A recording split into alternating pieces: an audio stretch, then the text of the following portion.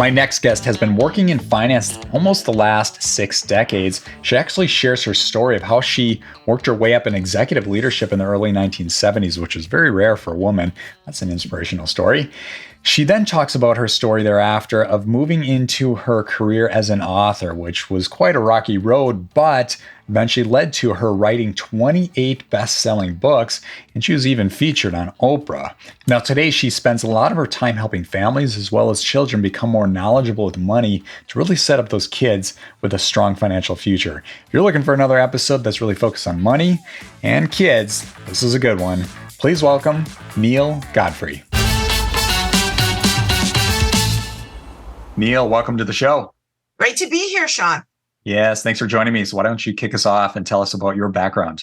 Well, basically, I was one of the first female executives in banking in the United States in 1972 when Chase Manhattan Bank decided to take a big risk and hire a woman to become an executive.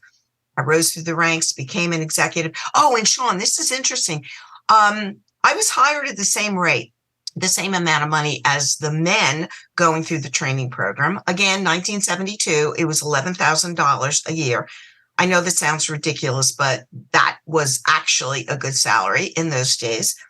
And after 2 weeks, the head of personnel called me into her office and said, "You're a woman, you're taking the job of a man. We're going to reduce your salary to $6,500 a year." Wow. And she informed me, "You will never earn what the men are earning because you're taking their job." So she was true to her word. And I only highlight it because it's such a different time that we live in, which is great. Anyway, rose through the ranks and actually was lucky enough to put together in 1980 the largest merger in the history of the United States, which was the DuPont-Conoco merger. First time we did billions. So it was kind of cool to be able to put together that deal. And I actually reported into David Rockefeller because it was a secret deal that we were being able to fund. And then I left. I hit the glass ceiling. 1985, I left. I was a single mom of 2 kids and became president of the first women's bank. And we needed a women's bank because the Fair Credit Act had not been enacted until 1974. And that meant that women could not get credit on their own name. I know it sounds goofy, but my first credit card at Chase Manhattan Bank had my then husband's name on it. He had no credit. He was a law student. I was the executive at Chase, but I wasn't allowed to have my own credit card. Isn't that crazy? That's crazy. Yeah. I know, it's crazy. So anyway, I just highlight that stuff because we've come a long way. Not there yet, but we've come a long way. Mm-hmm. Mm-hmm. So anyway, I saw women at the first women's bank disempowered, handling their own money, and that seemed crazy. I did research, and it was because we were never taught anything about money as kids. So I went to look for books to teach my own little kids about money, and there were none. The topic of teaching kids about money did not exist in the 1980s. So after I had schlepped my kids to enough stores, my 3-year-old daughter said to me, "Mommy, why don't you just write the books?" And I was taken aback. I knew how to be a bank president and do big deals. I didn't know how to write a book. And she saw that look on my face and said, "Oh, you're afraid." So being the great mom I was, I crouched, established eye contact with my 3-year-old and said, "No, I'm not afraid." But of course I was. I had no idea how to start a new topic, how to write a book, whatever. So I figured it out, wrote a book called The Kids Money Book to empower children to take charge of their own financial life, to be financially independent, and to work with their parents and schools to make sure that we were raising financially literate children. Went into Simon & Schuster, largest book publisher in the world, and said, "Ta-da, we can educate kids all over the world." Their reaction was, "There are no books to teach kids about money. Thanks for stopping by. It's not a topic of interest." So I was banished to the streets of New York, crying, holding my manuscript. And then it was, "Oh, come on, put your big girl panties on. They need proof of concept." So I opened up the first children's bank at FAO Schwartz, the toy store in New York, a real bank for kids, in 1988. And Princess Diana flew over with the royal children to open up accounts at my little bank, which was pretty cool. I also opened up an institute for youth entrepreneurship up in Harlem to work with at-risk kids, bring them into the economy. Both were successful. Back to Simon & Schuster. Simon & Schuster said, okay, this is cute in terms of what you've done, but there still are no books to teach kids about money. We're not going to take a risk on a new topic. Back to the streets of New York, back in tears. And then the conversation with myself again, put your big girl panties on. You know how to buy and sell companies. So I bought a publishing company. I bought a division of Macmillan under the proviso that obviously they would publish my first book. And I informed them at our first publishing meeting that I would fire everyone if they didn't publish my first book. So they made the miraculous decision of publishing my book. Published it. We sold 50,000 copies. I sold the publishing company and went back to Simon & Schuster, who now would take me on as a property. And then the phone rang one day. My daughter picked it up. She was now 10 years old. And she said, Mommy, Oprah is on the phone. And I said, no, it's not Oprah. I have a friend who does Oprah impersonations. Give me the phone. So I was a jerk. I did Oprah to Oprah, climb every mountain. I was singing. I was being a jerk. And my daughter held up a piece of paper that said, you can ruin your life, but don't ruin mine. It's Oprah. Cut it out. It was Oprah. I worked with Oprah for 4.5 years. I did 13 shows. That book hit #1 on the New York Times bestseller list, and kind of the rest is history. So I continue my work today. I just finished my 29th book, which kind of indicates I have no life, and created the first money curricula. I'm an executive in residence at Columbia Graduate School of Business. Yeah. I've been on the board of UNICEF, UN Women. I work with wounded veterans out of Syracuse University, yada, yada, yada. And here we are. Sure. So, thrilled to be here with you. Love the backstory. That's fun. So 29 books. I was reading online 28 books, but 29 books on, is it really focused on finance for kids, or has it kind of spread out a little bit? No, it's morphed. I combined ecology into some of my teachings, and I have a program called the Echo Effect, the greening of money, because the saving of resources is the same behavior as saving money. And so if we combine, if you save energy, you also save money. So that mindset, and that comes with curricula, etc. I also have another program called Life Inc., the ultimate career guide for young people. And the purpose of that is to engage young children at age 10 and above in thinking about their future. Because if you can see your future, there's a reason to stay in school and learn today. And the latest book, I also have books empowering women to take charge of their financial life. And the latest book that will come out in July is called Get Off Your Assets. And it's designing a guide for women to design their gray divorce. Gray divorce is divorce over 50. That's the largest segment that is growing in the divorce field. And women are actually initiating those divorces, and they need help navigating finances. So we can talk about that in July. That sounds good. All right. So let's talk about kids and money. I have talked to other people on the show that really focus on that as well. It still seems like it's crazy. You started getting into this into the 1970s, and here we are, 50 years later, going on 60, and still not a large emphasis of financial education for kids, specifically like how to increase income, how to create more streams of income, and how to use compound interest in your favor. That's what we're all about here at Ticker. So could you talk about that a little bit, how it's not really evolved as much as you're making a dent, but it's not, the whole industry is not moving as fast as you would expect it to? There are a couple of reasons, Sean, for that. Typically in the United States, our Puritan values were that polite people don't talk about money. There's still a hangover on that. And what that has affected is that the core standards in our country do not include financial literacy as a core standard that's going to be, that the kids are going to learn and that they're going to be tested on. So when it's not part of core, it's really difficult. I did the first lobbying efforts and actually got the state of Ohio to agree to even teach. And this is back in the 80s. And it was like a novel approach. And the curricula that I had to create is what we call supplementary, meaning it can slip in during the school day if the teacher wants it. I also went to after school programs because it was important to do it. So I've kind of gone under, over, and around the side.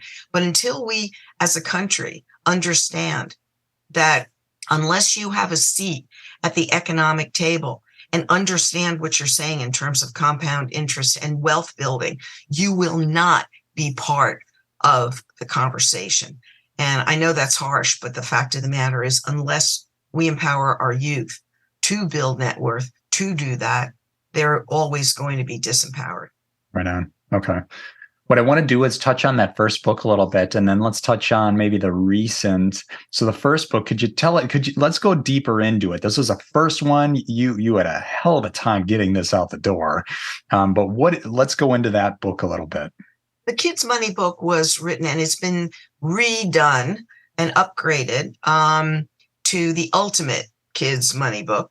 And basically, I create cartoon characters called the Green Street Kids. And the reason I did that is so that young children would identify with these characters. And we are connected, as you know, Sean, by our financial personality, meaning how we handle money, not our socioeconomic level. We're savers or spenders, and we come to the world that way. So the characters were based upon financial personalities. And of course, if I'm going to write my own books, I have Penny Bright, today's savvy feline, an entrepreneur, and she knows her fashion and her tax code. And then there's Dollar Bill Buck. He wants to save his money. He gets his attention diverted. There's On a Budget. She's a smart shopper, squirrel. There's Hedge. She hedges her bets. And they're the Market Brothers, Bull and Bear. And they run the Blue Chip Deli in Green Street Common, which is where the characters live. And sometimes they cook muffins and buns, and sometimes they burn the buns and they throw them out and they call them junk buns. But anyway, so what I tried to do is also demystify terms for people. Yes. Because, as soon as you throw a term out, a convertible subordinated debenture, you lose your audience. So it's to demystify, make things very simple. And I teach earning, saving, spending, and sharing. I start at age 3 and I take them all the way up. And I teach them to invest. I teach them to make sure that part of what they're doing is first saving, then investing. And charity is a very big tenet to this in terms of making sure that it's not just about yourself. I also teach the kids that to push off instant gratification and save for something larger. I make it simple. I make it engaging. And that's what my books do. So I teach the parents at home, the kids at home, the kids at school, and the kids after school. And I try to engage corporations and not-for-profits who share my mission, and financial advisors who want to make sure that they're bringing this information to their clients so that their next generation is also learning this stuff. Right on. We've got listeners in our audience that have kids that can be teenagers, but there's a good majority that have kids that are pretty young. We're talking 2 to 5, 5 to 10, somewhere in there. And what are some great takeaways you can give those parents right now? That the only way to get money is to earn it. There's no entitlement program out there. It's just not hitting up mom, dad, and grandma and grandpa. Can I have a 20? Can I have this? Can I have that? So what I do is I start the kids on a very simple work for pay system within the household. And kids at age 3, if you ask them, what do mommy and daddy do with money in a store or a credit card? They will say they buy things. That's the time to start connecting how you get the money. I have them do very simple chores around the house. They earn their money and then they budget it. And they budget it very visibly.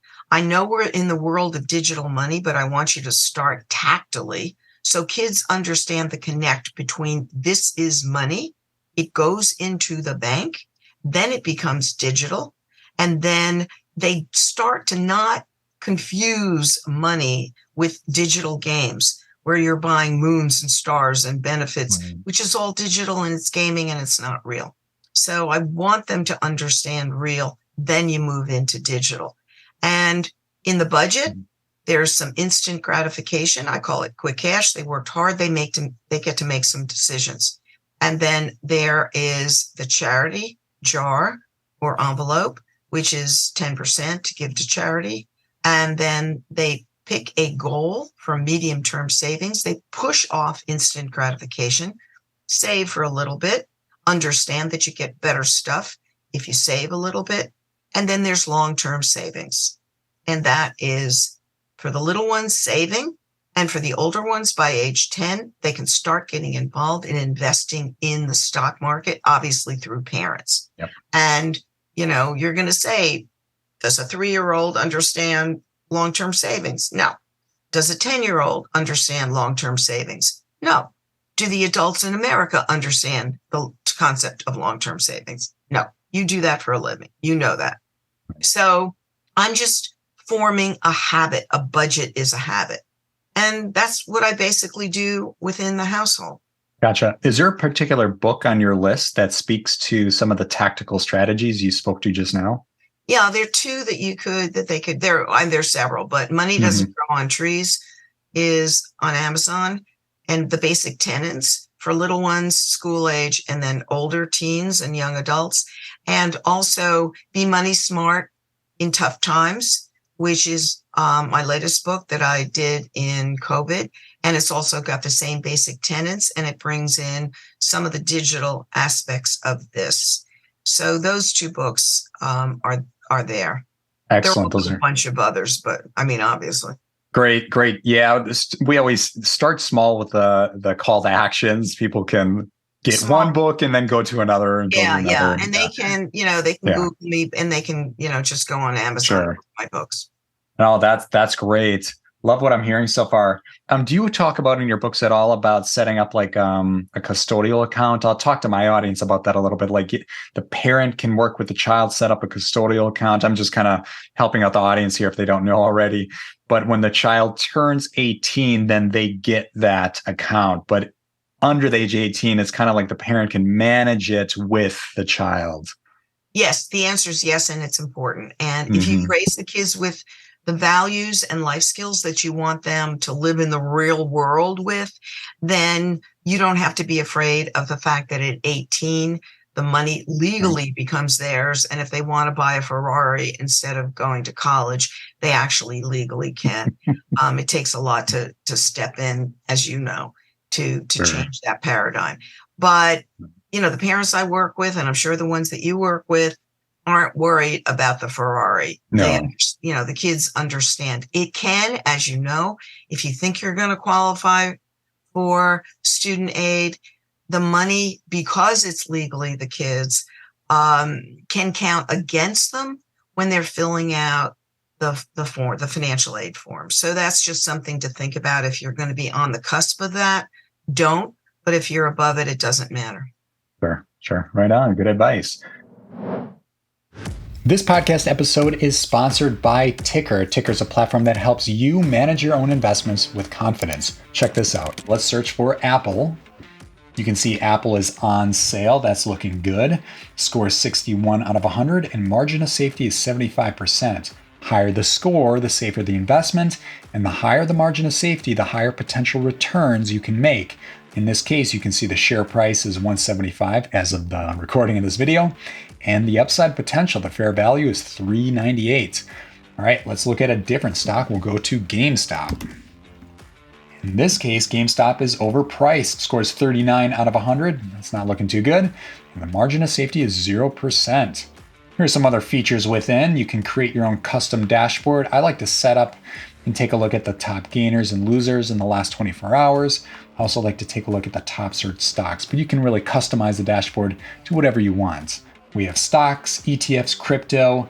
This is a big one. We have a watch list tool that allows you to add stocks to the watch list And if anything changes, such as that score or margin of safety, you automatically get notified. I call it the set it and forget it feature. And then we have portfolio trackers and alerts. So if you're looking for strong stocks, want to avoid bad stocks, and learn how to invest, I invite you to join Ticker for free. Let's talk about this app you created. I'm reading here, number one educational gaming app teaching kids about money. What's the name of this app? It's called Green Streets Schmutz Happens. Now, Okay. what happened was, however, I took it down from Apple because they were charging me $50,000 a year to keep it alive. So I'm actually looking for a corporation who wants to license it, and we can, regenerate it. It's really fabulous. It had an average playing time of over an hour for the kids. We did hit number one on Apple Education. It's really teaches the kids the earning, saving, spending, and sharing, and pushing off instant gratification to see how their money in the bank can actually earn interest. So it's really cool. But yeah, so I need somebody who's there to go, ta-da, want to work with you. You know what's interesting is I just got off a call. Do you know Scott Donnell? He was just on the podcast a few weeks back, and he created an app called Gravy Stack that it goes over like 7 principles, such as savings, investing, or I think it's savings, earning. I don't know. Sorry, Scott, if you're listening to this, but it talks about earning, savings, giving to charity, investing. And it sounds very similar. And this app is out there. It's kind of cartoony, very appealing to kids, and parents can manage the activity on it. And you'll like this. And you just talked about this a little bit, is creating incentives for kids to earn money within the household. And what he would do is talk about a little bit about how you can get rid of stuff like run a garage sale, like a pop-up garage sale, and sell some stuff you haven't touched in 3 years and make a few $100, little things like that. Right. Yeah. No, and that's all stuff, that my work dating back to the 80s. Yeah.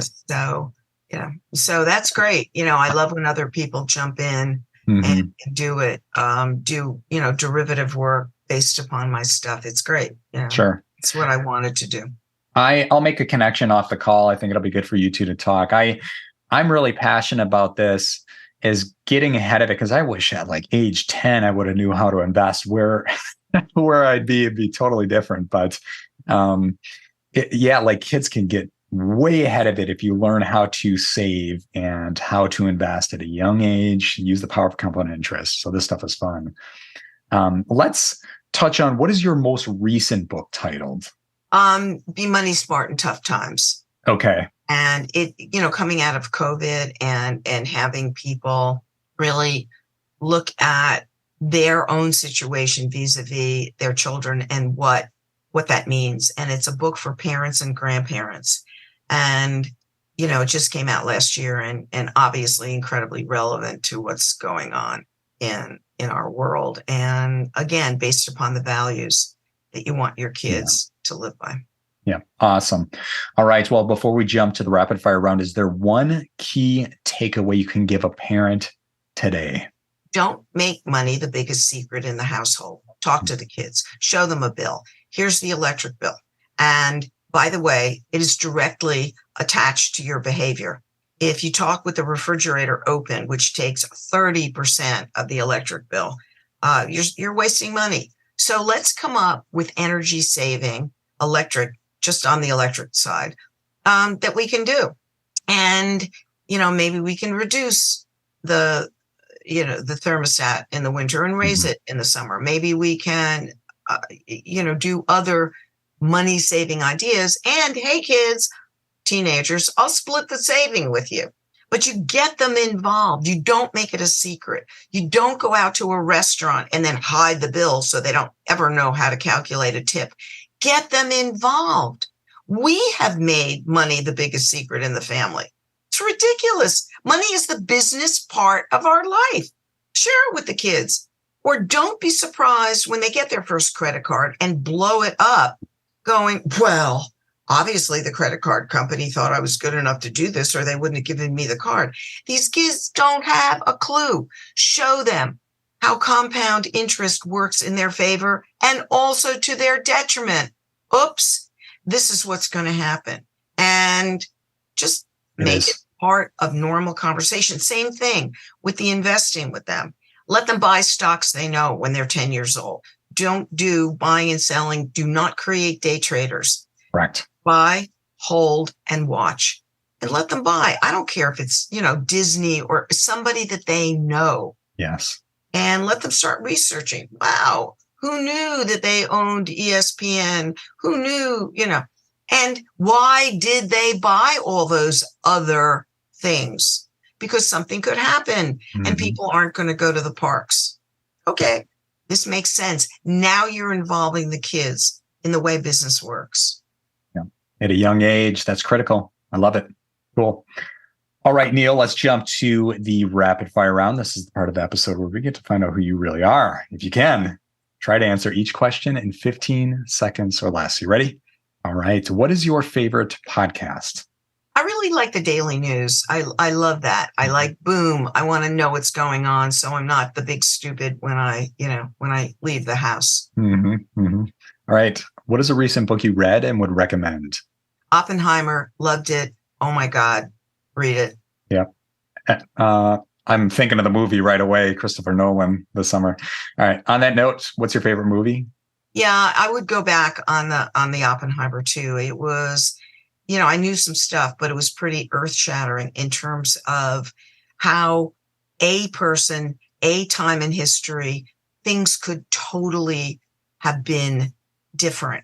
And also, had the people in Germany who were working with Oppenheimer not sort of taken an oath to keep the bomb from Hitler, the world could have been very, very different. And that was touched on and brought out in the movie and the book, that they kept that cadre of Jewish scientists kept it from Hitler. And it was a freaking miracle that happened, because had he gotten the bomb, You're right. Could have been a very different story. Yeah. All right. A few business questions. What is the worst advice you ever received? You're a woman. You can't be a banker. Prove that wrong. All right. Flip that equation. What is the best advice you ever received? Probably from my mother, which was, no is just a paradigm. It means they don't understand. And if you believe it, just keep doing it. And I love it. Yeah. That's good advice. Who cares? Right. Yeah. So yeah. Keep moving forward. You'll find a way. All right. This is a fun one. The time machine question. If you could go back in time to give your younger self advice, what age would you visit and what would you say? I think I've lived my life kind of doing and not being afraid and being thrown out there and doing it. So I think in terms of my younger self, I think actually when I joined Chase Manhattan Bank and I heard the words investment banker and had no idea what that was, and went and spoke to people who were, I somehow thought I wasn't, in some way probably smart enough or good enough. And I would say to that younger self, what? Yeah. You can figure this out. You got this. Yeah. You got this. Yes. One. It doesn't matter that you didn't go to Harvard Business School. Right. In fact, You're smarter than they are. So just go do it. Love it. All right. And where can the audience reach you? There's nealegodfrey.com is my website, and they can post things. And I love to hear from people and what's going on. And, I'm sure they can do it through you, and, make sure that they're working with you to really learn to earn, save, spend, and share. We need to do this together. So I'm thrilled to be here. Thank you. It's a team effort. Well, thank you so much for your time. Really appreciate what you're doing. I'll get all the right links down below in the show notes. But again, thanks for joining me. This was great. Thank you. All right, Neale, we'll see you.